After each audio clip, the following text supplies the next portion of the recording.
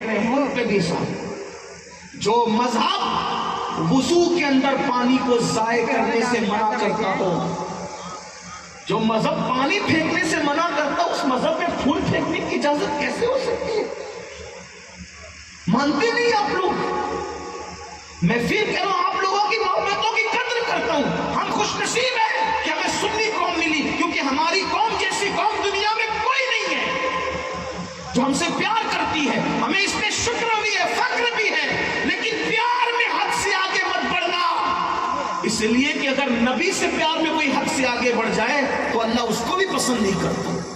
جب نبی سے پیار میں آگے بڑھنے کو پسند نہیں کیا جاتا تو کسی عام انسان سے پیار میں آگے بڑھنے میں کیسے پسند کیا جائے؟ عیسائی کیوں جہنمی ہو گئے؟ وہ نبی سے پیار میں آگے بڑھے، اور عبداللہ کہنے کی بجائے پیار میں انہوں نے ابن اللہ کہنا شروع کیا۔ اللہ نے کہا پسند نہیں آیا، تم جہنم میں جاؤ۔ دیکھا؟ اس لیے شریعت کی حد میں رہو، کسی کی بھی محبت ہو، نبی کی، ولی کی، صحابی کی، اہل بیت کی، امام کی، پیر کی، سادات کی، سب کی محبت اسی وقت نجات دلائے گی جب تک حدود شرع میں رہو گے۔ میرے امام اعلیٰ حضرت مجدد دین و ملت فرماتے ہیں، ہم کسی کے بھی مرید ہونے سے پہلے سب سے پہلے مرید ہم مصطفیٰ جان رحمت کی شریعت کے ہیں۔ جو شریعت کا مرید ہے وہ غوث پاک کا بھی مرید ہے، غریب نواز کا بھی مرید ہے، وارث پاک کا بھی مرید ہے، مدار پاک کا بھی مرید ہے، اور صاحب البرکات کا بھی مرید ہے۔ اور جو شریعت کا مرید نہیں ہے پھر وہ شیطان کا مرید ہے۔ اسی لیے پہلے نمبر پہ شریعت ہوگی تو بات دور نکل گئی۔ میں عرض کیا کر رہا تھا، ایک جوان، اللہ کے رسول نے اس جوان کو کسی کام سے بھیجا۔ عاشق کی فکر کیا ہوتی؟ وہ جوان کام سے گیا اور جانے کے بعد اس جوان نے رستے میں کیا دیکھا؟ ایک عورت پہ نظر پڑ گئی، ایک عورت پہ نظر پڑ گئی۔ اس جوان کا نام میں نہیں لوں گا، ان کے والد کے نام سے میں کہتا ہوں، ابن عبد الرحمن ان کو کہہ سکتے ہیں آپ، ان کا نام نہیں لوں گا، ابن عبد الرحمن کہتا ہوں ان کو۔ ابن عبد الرحمن کی نظر ایک عورت پہ پڑ گئی۔ اب ذرا سوچنا اور غور کرنا، بہنوں کی بھی توجہ۔ جیسے ابن عبد الرحمن کی نظر عورت پر پڑی، فوراً نظر پھیر لی۔ عشق بہت باغیرت ہوتا ہے۔ حضرت سلمان فارسی کہا کرتے تھے، سیدنا سلمان فارسی، 3 مرتبہ مار مار کے مجھے زندہ کیا جائے آسان ہے، لیکن 1 مرتبہ کسی کے سطر پہ میری نظر پڑ جائے میں اس کو پسند نہیں کرتا، کیونکہ 3 مرتبہ مرنے کی تکلیف اٹھانا تو آسان ہے، لیکن ایک بار کسی کا سطر دیکھنے پہ اللہ جو عذاب دے گا وہ عذاب ہم سے برداشت کے باہر ہے۔ ایک بار کسی کا سطر دیکھنے پہ عذاب 3 مرتبہ مرنے پر زیادہ ہے، تو جو لوگ زنا کی فلمیں دیکھتے ان کو عذاب کیا ہوگا؟ جو زنا کی پکچریں دیکھتے ان کو عذاب کیا ہوگا؟ جو گھٹنے کے اوپر برمنڈے پہن کے گھومتے ان کو عذاب کیا ہوگا؟ جو عورتوں پہ پاپ کی نظریں ڈالتے ان کو عذاب کیا ہوگا؟ اور جو عورتیں مردوں پہ پاپ کی نظریں ڈالتی ان پہ عذاب کیا ہوگا؟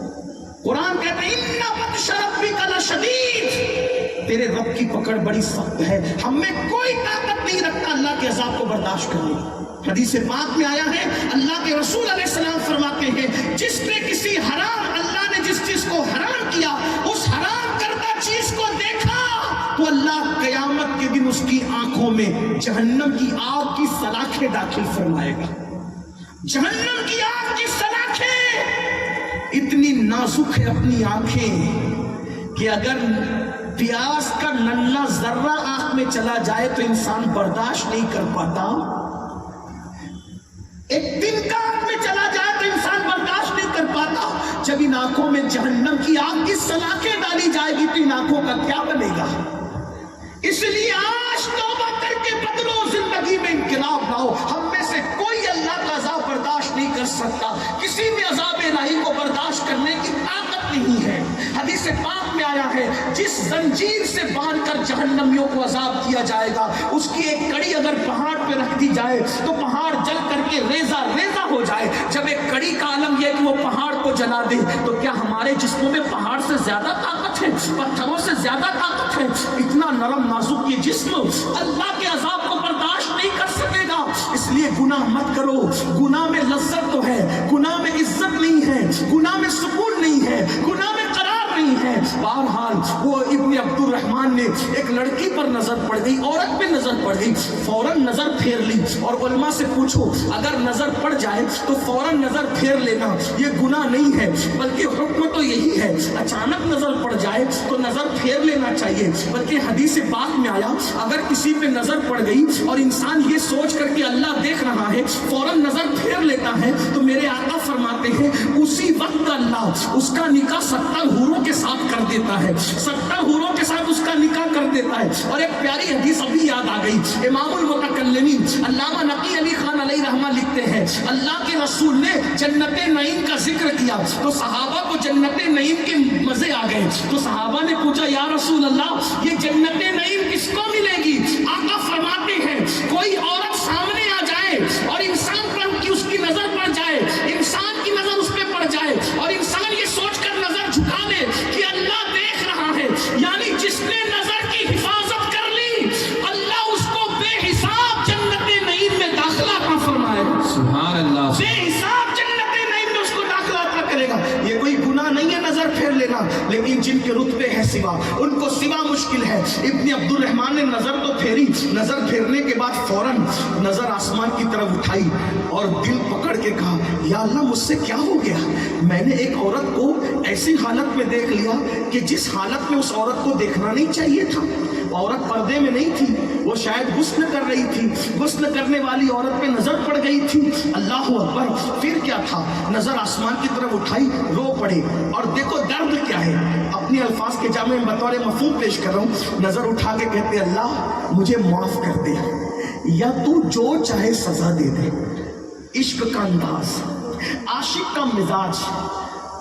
ہم عاشق اور عشق کی بہت بات کرتے ہیں لیکن کاش کہ ہم عاشق بن جاتے ہیں. عاشق کہلانا اور ہے, عاشق بن جانا اور ہے. ابن عبد الرحمن کہتے ہیں اللہ یا تو مجھے معاف کر دے یا تو جو چاہے سزا دے دے, لیکن یہ جو لڑکی پہ میری نظر پڑ گئی ہے نا, یہ میرے گناہ کی خبر میرے محبوب کو مت ہونے دے. اس کی اطلاع میرے محبوب کو مت ہونے دینا. کیوں؟ کیونکہ تیرا عذاب تو جو چاہے دینا چاہے, میں تیرا بندہ ہوں, دے دے, میں اس سے دو چار ہو جاؤں گا. لیکن اگر میرے محبوب کو تکلیف پہنچ گئی, ان کا دل ٹوٹ گیا, تو وہ تکلیف مجھ سے برداشت نہیں ہو سکتی. اس لیے میرے اس گناہ کی, حالانکہ وہ گناہ تھا ہی نہیں لیکن اپنی فکر میں انہوں نے اس کو گناہ کہا, میری اس گناہ کی اطلاع میرے حبیب کو مت ہونے دے. اور پھر ابن عبد الرحمن ایک ہی بات کرتے ہیں, یا مجھے معاف کر یا جو چاہے سزا دے, لیکن میرے محبوب کو میرے اس گناہ کی خبر مت ہونے دینا. اور پھر اسی فکر میں ابن عبد الرحمن اپنے گھر نہیں گئے, پلٹ کے رسول اللہ کے پاس نہیں گئے, بلکہ جنگل چلے گئے. روتے ہیں روتے ہیں روتے ہیں, اے اللہ مجھ سے کیا ہو گیا, کاش میں پیدا نہ ہوا ہوتا, پیدا ہو کے بچپنے میں مر جاتا. اللہ اکبر. مولا مجھ سے کیا ہو گیا, اگر یہ میرے گناہ کی خبر میرے محبوب کو پہنچ گئی تو ان کا دل ٹوٹ جائے گا, مجھ سے برداشت نہیں ہوگا. غار میں بیٹھ گئے, رو رہے. ایک دن, 2 دن, 3 دن, ہفتہ, 2 ہفتہ, 3 ہفتہ, 4 ہفتہ, اس کیفیت میں تقریباً 40 دن بیت گئے. نہ کھاتے نہ پیتے نہ سوتے, بس ایک ہی فکر ہے, میرے گناہ کی خبر میرے محبوب کو مت ہونے دینا ورنہ محبوب کا دل ٹوٹ جائے. سوچو اے عاشقان رسول, جلوس میں تو بہت نعرے لگاتے ہو, نبی پہ جان قربان کر دیں گے. عاشق یہ ہوتے ہیں روزانہ سینکڑوں مرتبہ آقا کا دل دکھا کے ان کو غمگین کرتے ہو قبر انور میں. کبھی سوچا اس قوم کا کیا حال ہوگا جو حضور کو کا دل دکھا کے حضور کو غمگین کرتے. ایک دن میرے آقا نے صحابہ کرام سے پوچھتے تو روز ہی تھے لیکن کوئی اطلاع نہیں دے پاتا تھا, حضور پتہ نہیں کہاں گئے ابن عبد الرحمن, ملتا نہیں, نظر نہیں آتا, کہیں نہیں ہے, نہ گھر پہ کچھ نہیں ہے. ایک دن جب 40 دن پورے ہو گئے تو آقا نے فرمایا اے عمر, اے سلمان, میرا ابن عبد الرحمن کہاں ہے؟ صحابہ نے اس کو حضور کچھ بھی خبر نہیں, کچھ بھی پتہ نہیں. آقا نے فرمایا عمر تم اور سلمان فارسی تم دونوں جاؤ اور جا کر کے وہ فلاں جنگل میں وہ رو رہا ہے, اس کو میرے پاس لاؤ. آقا کو خبر ہے کون کہاں ہے, وہ رو رہا ہے, اس کو لے آؤ. دونوں گئے, دیکھا کہ چرواہا بکریاں چرا رہا ہے. چرواہے سے پوچھا ہے چرواہے کیا تو نے ابن عبد الرحمن کو دیکھا؟ چرواہا کہتا ہے کون ابن عبد الرحمن ہے، میں کسی کو نہیں پہچانتا، البتہ میں چند دنوں سے جنگل کا حال جانتا ہوں. ایک جوان ہے جو جنگل میں رات دن روتا ہے، ایسا لگتا ہے جیسے اس سے کوئی گناہ ہو گیا اور وہ گناہ اپنے محبوب سے چھپانا چاہتا ہے، تو وہ چلاتا ہے، راتوں کو روتا ہے کہ اللہ مجھے جو چاہے سزا مل جائے یا مجھے معاف کر دیا جائے، لیکن میرے گناہ کی خبر میرے محبوب کو ہونے نہ دیا جائے. اگر ان کو خبر ہو گئی تو ان کا دل دکھے گا، میں وہ برداشت نہیں کر سکتا. فاروق اعظم نے کہا سلمان مل گیا ابن عبد الرحمن. اس چرواہے سے کہا وہ کہاں ہے؟ چرواہے نے کہا کہاں ہے مجھے نہیں پتا، جب رات ہوگی تو وہ باہر نکلتا ہے، رات کا انتظار کرو. جب رات ہوئی جنگل کا سناٹا ان کی آواز کی چیخ سے ٹوٹ گیا. آواز آئی مولا مجھے بخش دے، مجھے معاف کر دے، مگر میرے گناہ کی خبر میرے محبوب کو مت ہونے دینا. مولا تو جو چاہے سزا دے دے، میرے گناہ کی خبر میرے محبوب کو مت ہونے دینا. فاروق اعظم گئے اور اس کہا سر ابن عبد الرحمن کیا حال بنا رکھا ہے، چلو آقا بلا رہے. ابن عبد الرحمن فاروق اعظم سے لپٹ گئے، رو پڑے اور کہتے ہیں عمر میرے آقا کو میرے گناہ کی خبر تو نہیں ہوئی نا؟ ہائے ہائے ہائے. فاروق اعظم نے سینے سے چمٹا کے کہا ابن عبد الرحمن مجھے کچھ بھی نہیں پتا، بس آقا نے اتنا کہا کہ اس کو لے آؤ. تو ابن عبد الرحمن کہتے ہیں عمر مجھ سے ایسا گناہ ہو گیا ہے کہ میں آقا کا سامنا نہیں کر سکتا، ان کے سامنے نہیں جا سکتا. ایک احسان کرو گے، انہوں نے بلایا ہے تو میں انکار نہیں کرتا، ضرور چلوں گا عمر، لیکن سامنا نہیں کر پاؤں گا. اس لیے ایک کام کرو کہ جب حضور نماز پڑھا رہے ہو تو پیچھے سے لے کے چلنا تاکہ حاضری بھی ہو جائے اور سامنا بھی نہ ہو سکے. یہ عاشق کی طبیعت ہے. ایک عورت کو نہاتا ہوا اچانک نظر پڑ گئی، ڈالی نہیں نظر پڑ گئی، حضور کا سامنا نہیں کر رہے، کہتے عمر مجھے جب آ کر نماز پڑھا رہے ہو تب لے کے چلنا تاکہ سامنا نہ ہونے پائے. اور ہم لوگ نعرے لگاتے قبر میں حضور آئیں گے ہم حضور کا سامنا کریں گے. بالکل نعرہ لگانے کی بات ہے، لیکن کبھی سوچا